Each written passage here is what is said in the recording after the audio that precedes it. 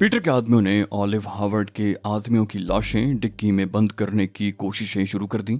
चंद minute के बाद किसी न किसी तरह वो डिक्की बंद करने में कामयाब हो गए। मैंने उन लोगों से कहा, अब तुम लोग जाओ, तुम्हारा काम खत्म हो गया है। मगर वो जाने की बजाय इस्तफहामिया अंदाज में पीटर की तरफ देखने लगे। पीटर गुर्राया, क्या तुम लोग बहरे हो? तुमने सुना नहीं एलन ने क्या कहा है? और क्या तुम्हें मेरी इस हिदायत का इल्म नहीं कि एलन के हर हुक्म पर हर्फ बहर्फ अमल किया जाए? वो तीनों सर झुकाकर चले गए और पीटर मुझसे बोला, मेरा ख्याल है तुम ये लाशें ऑलिव हावर्ड को भिजवाओगे। मैंने कहा, तुम्हारा ख्याल दुरुस्त है पीटर। उसे सबक देने के लिए ये जरूरी है ताकि आइंदा वो तुम्हें या तुम्हारे किसी आदमी को परेशान न करे। पीटर ने कहा, इस शख्स का मसला भी तो है जिसे जैक्सन ने कवर कर रखा है, इसका क्या करोगे? मैंने कहा, इसका नाम एल्बर्ट है और ये हारूत राबील का एक अहम आदमी है। इसे हम यरगमाल बनाएंगे और इस पर तशद्दुद करके इसे मालूमात हासिल करने की कोशिश करेंगे। यहाँ कोई महफूज जगह है? पीटर ने बेहद खुश होकर कहा, क्यों नहीं, बहुत सी जगह हैं जहां तुम इस पर दिल खोल कर तशद्दुद कर सकते हो। मैंने कहा, इस क्लब के अलावा कोई और जगह होनी चाहिए, और अगर वो जगह ऑलिव हावर्ड की नजरों में न आई हो तो ज्यादा बेहतर है। पीटर ने कहा, ये जमानत तो बहरहाल नहीं दी जा सकती कि मेरे कौन कौन से ठिकाने उसकी नजरों से ओझल हैं। ताहम ये जरूर है कि वहां कितनी ही चीखो पुकार क्यों ना हो, आवाजें बाहर नहीं जा सकेंगी। मैंने एक तवील सांस लेकर कहा, इतना भी बहुत है, आओ अब दीगर इंतजामात भी कर लें। हम वापस जैक्सन के करीब आए और मैंने रिवॉल्वर उससे लेकर जेब में डाल लिया। मैंने कहा, तुम अपने हाथ गिरा सकते हो एल्बर्ट, लेकिन जी ख्याल हर वक्त जहन में रखना कि मैं 1 सेकंड से भी कम वक्फे में न सिर्फ रिवॉल्वर जेब से निकाल सकता हूँ बल्कि उससे सही निशाने पर फायर भी कर सकता हूँ। लिहाजा किसी भी गलत हरकत के नतीजे में अपनी जिंदगी के जिम्मेदार तुम खुद होगे। एल्बर्ट ने हाथ गिरा दिए। फिर हम उसे लेकर पीटर के ऑफिस में आए, जहां सबसे पहले मैंने उसके हाथ पुश्त पर ले जाकर मजबूती से बांध दिए ताकि उसकी तरफ से कोई गलत हरकत करने का खदशा ही खत्म हो जाए। फिर मैंने कलम संभाला और लिखने बैठ गया, प्यारे ऑलिव हावर्ड, मैंने तुम्हारे आदमियों को नजरअंदाज करने की हर मुमकिन कोशिश की, मगर जब पानी सर से ऊंचा हो गया तो मुझे मजबूरन मैदान अमल में उतरना पड़ा। फिलहाल तुम्हारे 3 आदमी तोहफतन तुम्हें अरसाल कर रहा हूँ, उन्हें कार की डिक्की से निकलवा लो।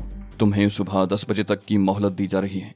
पीटर के जिस आदमी को तुमने कैद कर रखा है, अगर उसे न छोड़ा तो फिर तुम्हें एल्बर्ट का तोहफा रवाना किया जाएगा और उसके बाद बराह रास्त तुम्हारे खिलाफ कार्रवाई की जाएगी। उम्मीद है तुम अक्लमंदी का मुजाहरा करते हुए कैदी को रिहा कर दोगे और आइंदा पीटर या उसके किसी आदमी की तरफ आंख उठाकर भी नहीं देखोगे। खिलाफ वर्जी करने की सूरत में पेश आने वाले हालात के जिम्मेदार सरासर तुम खुद होगे। फकत तुम्हारा खैर खां, अली यार खान। खत लिखने के बाद मैंने उस पर एक नजर डाली और खत पीटर की तरफ बढ़ा दिया। मैंने कहा, इसे पढ़ो, मैं अभी आता हूँ। खत पीटर के हवाले करके मैं क्लब के हॉल में चला गया। हॉल में एक भी मेज खाली नहीं थी। मेरी नजरें सिल्विया को तलाश कर रही थीं। इस रश में किसी को ढूंढ लेना आसान नहीं था, मगर वो मुझे नजर आ ही गई और नजर आने की वजह ये थी कि उसने हाथ उठाकर मुझे इशारा किया था। मैंने जवाबन उसे इशारा किया और वो उठकर मेरे पास चली आई। सिल्विया ने कहा, तुमने बहुत देर कर दी। एल्बर्ट और उसके साथी तो यहाँ से जा भी चुके हैं। मैं कोई जवाब दिए बगैर उसे बाहर ले आया। अंदर बहुत शोर था और चिल्लाकर बात करना मुझे कतन पसंद नहीं था। मैंने सिल्विया से कहा, तुम फोर्ड में जाकर बैठो, मैं अभी आ रहा हूँ। उसकी आंखें हैरत से फैल गईं। बोली, तुम शायद अपने हवास में नहीं हो, मुझे उन लोगों की कार में बैठने का क्यों कह रहे हो? मैंने झुंझलाकर कहा, अच्छा तो फिर यहीं ठहरो, मैं पीटर को लेकर आ रहा हूँ। सिल्विया का जवाब सुने बगैर मैं ऑफिस से पीटर को बुला लाया। सिल्विया अभी तक वहीं मौजूद थी जहां मैं उसे छोड़कर गया था। मैंने पीटर से कहा, हम खुद ऑलिव हावर्ड तक तोहफा पहुंचाने जाएंगे। वापसी वहां होगी जहां एल्बर्ट को रखा जाएगा। तुम जैक्सन से कह दो कि वो एल्बर्ट को उस मकाम पर मुंतकिल करा दे जो तुमने तजवीज किया है। पीटर सर को असबाती जुम्बिश देकर चला गया और सिल्विया मेरे पीछे पड़ गई। बोली, एल्बर्ट तुम्हारे हाथ कैसे लग गया और तुम ऑलिव हावर्ड तक कौन सा तोहफा पहुंचाने जा रहे हो? मैंने सिल्विया के साथ पार्किंग की तरफ बढ़ते हुए कहा, मैंने एल्बर्ट के 3 साथियों को मार दिया है और एल्बर्ट को पकड़ लिया है। अब ऑलिव हावर्ड को 3 लाशों का तोहफा जाएगा और एल्बर्ट यरगमाल के तौर पर हमारे कब्जे में रहेगा। जब ऑलिव हावर्ड उस आदमी को छोड़ देगा जिसे उसने पकड़ रखा है तो हम भी एल्बर्ट को रिहा कर देंगे, वरना उसे एक और तोहफा रवाना किया जाएगा। सिल्विया चलते चलते रुक गई। बोली, तुम्हारा दिमाग तो दुरुस्त है। क्या तुम ये समझते हो कि उस इमारत में दाखिल होने के बाद अपनी मर्जी से वहां से निकल आओगे? मैंने उसे कहा, चलती रहो, रुको मत। तुमने ये क्यों फर्ज कर लिया कि उस तक लाशें पहुंचाने के लिए इमारत में दाखिल होना ही जरूरी है? सिल्विया ने कहा, और किस तरह उस तक लाशें पहुंचाओगे? और वो लाशें हैं कहाँ? मैंने उसके लिए फोर्ड का अगला दरवाजा खोलते हुए कहा, कार में बैठ जाओ, बकिया बातें ड्राइविंग के दौरान भी हो सकती हैं। सिल्विया झिझकती हुई अगली नशिस्त पर बैठ गई और मैंने कार का दरवाजा बंद करके ड्राइविंग सीट संभाल ली। चाबियां इग्निशन में ही मौजूद थीं। सिल्विया ने बेसब्री का मुजाहरा किया। बोली, तुमने मेरी बात का जवाब नहीं दिया। मैंने क्लब के दरवाजे की तरफ देखते हुए कहा, जरा देर सब्र कर लो, पीटर आ रहा है। पीटर ने कार के नजदीक आकर मुझसे कहा, मैंने हिदायत दे दी है जैक्सन को, वो मुंतकिल करने के इंतजामात कर रहा है। मैंने कहा, ठीक है, तुम वो खत मेरे हवाले करो और अपनी गाड़ी में मेरे पीछे आओ। पीटर से खत लेकर मैंने कार स्टार्ट करके चला दी। सिल्विया ने एक और सवाल किया, तुमने उससे कौन सा खत लिया है? मैंने बेजारी से खत उसकी तरफ बढ़ा दिया। कहा, खुद पढ़कर देख लो। उसने कार की अंदरूनी लाइट चलाकर खत पढ़ना शुरू कर दिया। पूरा खत पढ़ चुकने के बाद वो हिज़यानी अंदाज में मुझसे बोली, तुमने मुझे इस गाड़ी में क्यों बिठाया? इसमें तो 3 लाशें भी मौजूद हैं। तुमने मुझे पहले क्यों न बताया? मैंने तंजिया लहजे में कहा, मैं तुम्हें पहले बता देता तो तुम क्या करती? वो बोली, मैं इस गाड़ी में हरगिज न बैठती। लाशों के साथ सफर करने का तसव्वुर भी मेरे लिए नाकाबिले बर्दाश्त है। मैंने नाखुशगवार अंदाज में कहा, बेवकूफ़ी की बातें मत करो सिल्विया, लाशें तुम्हें खा नहीं जाएंगी। सिल्विया ने झुरझुरी ली। बोली, तुम्हें क्या मालूम मुझ पर क्या गुजर रही है? मैंने कहा, खुद पर काबू पाने की कोशिश करो, वरना मैं तुम्हें रास्ते में ही उतार दूंगा। मेरी धमकी कारगर साबित हुई और सिल्विया ने ताज़ा हवा में चंद गहरे गहरे सांस लेने के बाद मुझसे कहा, अगर तुमने मुझे कार से उतार दिया तो शायद मारे खौफ कि मैं बेहोश ही हो जाऊं। मैंने कहा, तुम्हें डरने की कोई जरूरत नहीं है। तुम तो इस वक्त ऑलिव हार्वर्ड का सबसे अहम मोहरा हो। क्या उन लोगों ने क्लब में तुम्हें देखकर किसी रद्द अमल का इजहार किया था? वो बोली, मैं इस बात पर हैरान हो रही थी।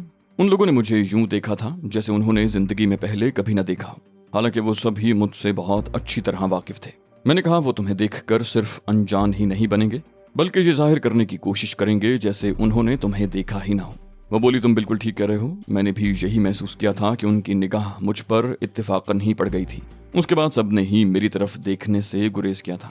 मैंने कहा, अगर उनमें से कोई तुम्हें नजर भर कर देख लेता तो इजहार शिनासाई लाजिम हो जाता जो उनके खिलाफ जाता। इसलिए वो यही जाहिर करेंगे जैसे उन्होंने तुम्हें देखा ही ना हो।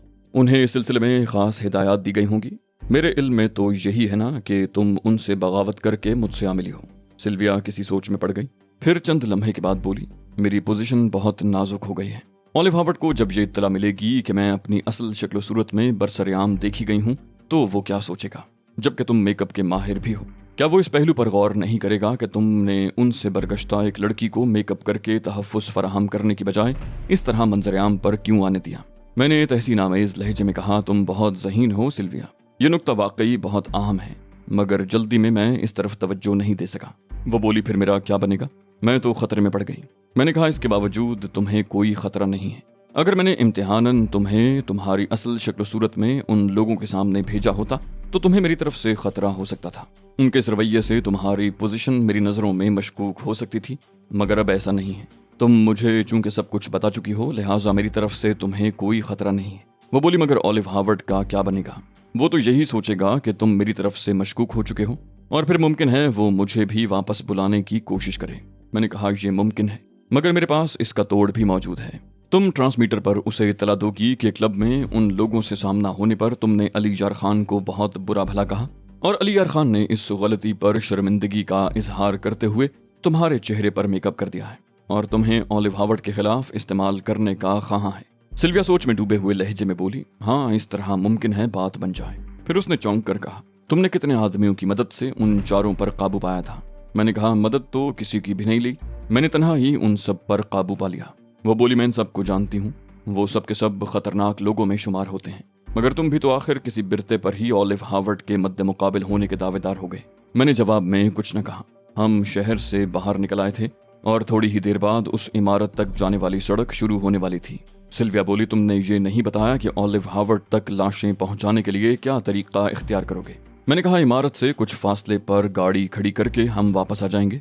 उनका कोई आदमी अपनी गाड़ी देखकर उसके करीब जरूर आएगा और उसकी नजर उस पर्चे पर जरूर पड़ेगी जो मैं स्टीयरिंग से बांध दूंगा। इस तरह लाशें भी उस तक पहुंच जाएंगी और मेरा पैगाम भी। सिल्विया ने कहा, सुबह होने से कबल तो किसी का गुजर इस तरफ से होगा नहीं, तो क्या सुबह तक कार यूं ही खड़ी रहेगी? मैंने कहा, क्या फर्क पड़ता है, इस सड़क से और गाड़ियां तो गुजरती नहीं होंगी।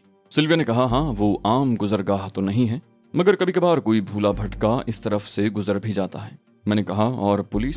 सिल्विया ने कहा, बगैर तलब किए पुलिस के वहां जाने का क्या काम? पुलिस तो हाईवे पर पेट्रोलिंग करती है और हाईवे वहां से कई मील के फासले पर है।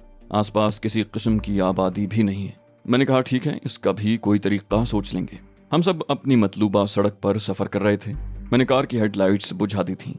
کچھ دیر بعد عمارت نظر آنے لگی اور پھر میں نے تقریباً عمارت سے 1 فرلانگ کے فاصلے پر کار روک دی۔ میرے عقب میں پیٹر نے بھی کار روک دی۔ میں نے سلویا سے کہا، تم جا کر پیٹر کی کار میں بیٹھو اور اسے کہو کہ یو ٹرن کر کے کار کا رخ شہر کی طرف کر لے اور انجن سٹارٹ رکھے۔ میرے لیے کار کا پچھلا دروازہ کھلا رکھنا اور اس سے کہنا کہ میرے بیٹھتے ہی اسے تیز رفتاری سے کار چلا دینی ہے۔ واپسی کا سفر ہم بہت تیز رفتاری سے طے کریں گے۔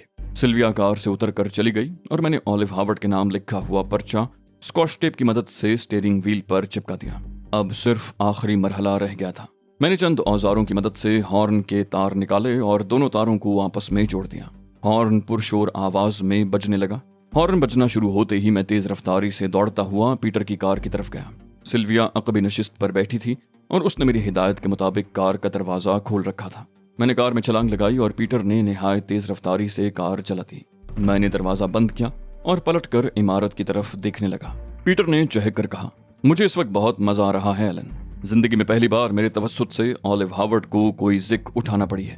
میں نے کہا، کار کی رفتار پر توجہ رکھو پیارے پیٹر، ورنہ اس کی ذک ہماری ہزیمت میں بھی تبدیل ہو سکتی ہے۔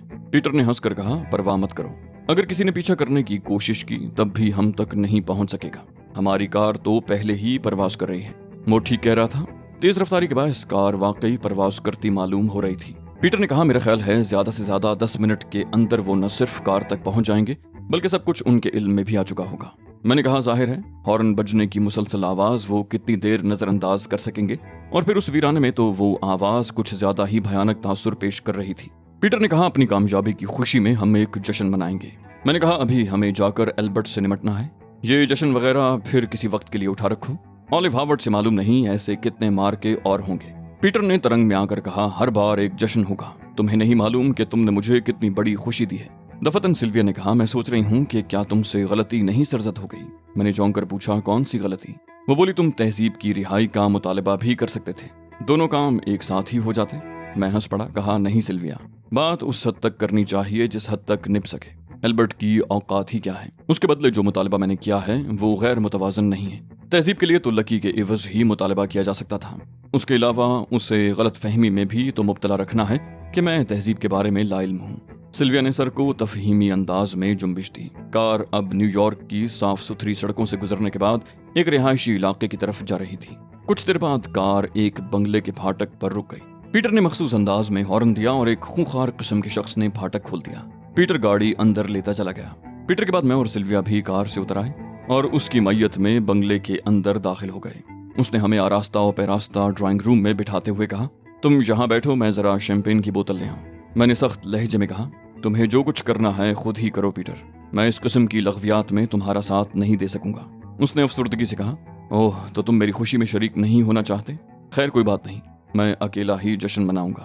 میں نے کہا، تمہارا جو جی چاہے کرو، مجھے اس سے کوئی غرض نہیں ہوگی، لیکن مجھے یہ تو بتا دو کہ البرٹ کہاں ہے۔ پیٹر نے مردہ سی آواز میں کہا، چلو، اور ہم دونوں کو بنگلے کے وسطی کمرے میں لے آیا۔ کمرہ خاصا بڑا اور فرنیچر سے محروم تھا۔ فرش پر صرف ایک قالین بچھا تھا اور اس پر ایک طرف البرٹ پڑا نظر آ رہا تھا۔ اس کے ہاتھ ابھی تک پشت پر بندھے ہوئے تھے۔ ہمیں کمرے میں داخل ہوتے دیکھ کر اس نے اپنی سرخ سرخ آنکھوں سے ہمیں گھورا۔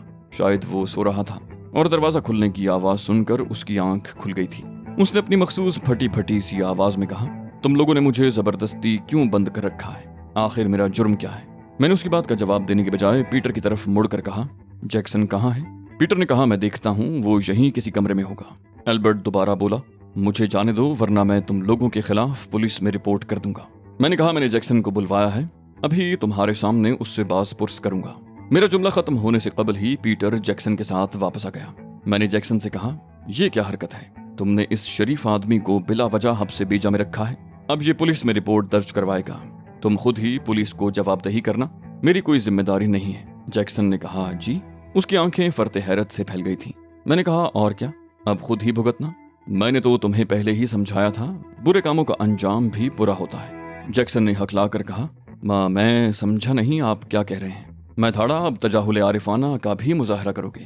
ارے میاں، میں مسٹر البرٹ کی بات کر رہا ہوں جن کا شمار نیو یارک کے شرفا میں ہوتا ہے۔ جیکسن بہت زیادہ بوکھلا گیا، بولا، آپ نے ہی تو کہا تھا۔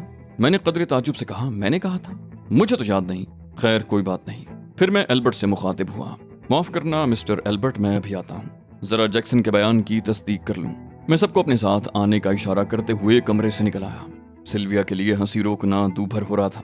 वो कह लगाती हुई बोली, तुम भी अजीब आदमी हो। इस किस्म की बातें करते वक्त ये तो सोच लिया करो कि आसपास कोई ऐसा शख्स तो मौजूद नहीं जो अपनी हंसी पर काबू न पा सकता हो। पीटर के होंठों पर भी मुस्कुराहट दिखाई दे रही थी, मगर जैक्सन हवन्नकों की तरह मुझे देख रहा था। वो बोला, क्या तुम मजाक कर रहे थे मिस्टर एलन? उसकी इस बात पर सिल्विया की हंसी और तेज हो गई। मैं भी अपनी मुस्कुराहट पर काबू न रख सका। मैंने मुस्कुराते हुए कहा, यह शख्स कुछ ज्यादा ही तेज मालूम होता है। इसके कसबल निकालने के लिए मैंने और ही तरीका सोचा है। जैक्सन ने इत्मीनान की गहरी सांस लेकर कहा, खुदा का शुक्र है, वरना तुमने मुझे दहला ही दिया था। मैंने पीटर और जैक्सन से कहा, अब मेरी बात गौर से सुनो, और फिर उन्हें बताने लगा कि अब हमें क्या करना है। मेरी बात सुनकर उन्होंने इस बात में सर हिलाए और फिर थोड़े से इंतजामात करके हम 15 मिनट बाद दोबारा उसी कमरे में दाखिल हो रहे थे। इस बार सिल्विया साथ नहीं थी। मैंने कहा, माफ करना मिस्टर एल्बर्ट, जैक्सन को कुछ गलत फहमी हो गई थी, इसी वजह से तुम्हें इस कदर जहमत उठाना पड़ी। एल्बर्ट ने बेबसी से मेरी तरफ देखा। मेरा रवैया उसकी फहम से बालातर था। मैंने कहा, अब मैं तुम्हें आजाद तो कर दूं, मगर मिस्टर जैक्सन को खौफ है कि कहीं तुम उनके खिलाफ रिपोर्ट न दर्ज करवा दो। एल्बर्ट ने बेसाख्ता कहा, नहीं करवाऊंगा। मैंने कहा, क्या ख्याल है जैक्सन, तुम इस शरीफ आदमी के जबानी वादे पर भरोसा कर सकते हो? जैक्सन बोला, गलती मेरी है जनाब, अगर इसने रिपोर्ट दर्ज करवा भी दी तो मुझे इससे कोई शिकायत नहीं होगी। एल्बर्ट ने बड़ी शद्दोमत से कहा, मैं वादा कर चुका हूं कि रिपोर्ट दर्ज नहीं करवाऊंगा। मैंने उसके नजदीक बैठकर उसके हाथ की बंदिशें खोलते हुए कहा, ठीक है मिस्टर एल्बर्ट, हम तुम्हें तुम्हारे जबानी वादे पर रिहा कर रहे हैं। कहीं ऐसा ना हो कि बाद में तुम अपने वादे से फिर जाओ। एल्बर्ट ने अपनी आवाज में खुलूस पैदा करने की कोशिश करते हुए कहा, ऐसा हरगिज नहीं होगा। उसकी समझ में नहीं आ रहा था कि उसके साथ किस किस्म का सलूक किया जा रहा है। मैंने उसकी बंदिशें खोलकर उसे आजाद कर दिया और वो तेजी से उठ बैठा। चंद लम्हे वो अपनी कलाइयां मसलता रहा। फिर जब खून की रवानी बहाल हो गई तो उसने अजीब से अंदाज में मेरी तरफ देखा। उसने अहमकाना से अंदाज में कहा, तो मैं जाऊं? मैंने सर को असबाती जुम्बिश दी। कहा, जरूर मिस्टर एल्बर्ट, लेकिन मुझे अफसोस है कि हम इस वक्त आपके लिए किसी सवारी का बंदोबस्त नहीं कर सकेंगे। उसने कहा, कोई बात नहीं, मैं पैदल ही चला जाऊंगा। और वो डरते डरते उठ खड़ा हुआ। हर आन उसे ये खतरा था कि हम उसके खिलाफ कोई कार्रवाई कर गुजरेंगे, मगर जब उससे किसी ने कोई तारुज नहीं किया तो वो आहिस्ता आहिस्ता दरवाजे की तरफ बढ़ा। उसका खदशा अब भी बरकरार था, लेकिन हम में से किसी ने भी अपनी जगह से जुम्बिश तक न की और वो दरवाजे तक पहुंच गया। फिर मैं ही आगे बढ़ा। मैंने कहा, आइए मिस्टर एल्बर्ट, मैं आपको गेट तक छोड़ाऊं। मुझे आगे बढ़ते देखकर एल्बर्ट भड़का था, मगर फिर यह देखकर हैरान रह गया कि मैंने कुछ और करने की बजाय उसके लिए दरवाजा खोल दिया। कहा, आइए आइए मिस्टर एल्बर्ट, बिला झिझक चले आइए। बिला झिझक तो खैर वो क्या आता, बस एक सहर के से आलम में उसके कदम उठने लगे। मैं उसके साथ ही चल रहा था और उसकी तरफ से पूरी तरह होशियार भी था। उस जैसे शख्स से कुछ अजब नहीं था कि किसी वक्त हमला कर बैठे। जैक्सन और पीटर चंद कदम पीछे आ रहे थे।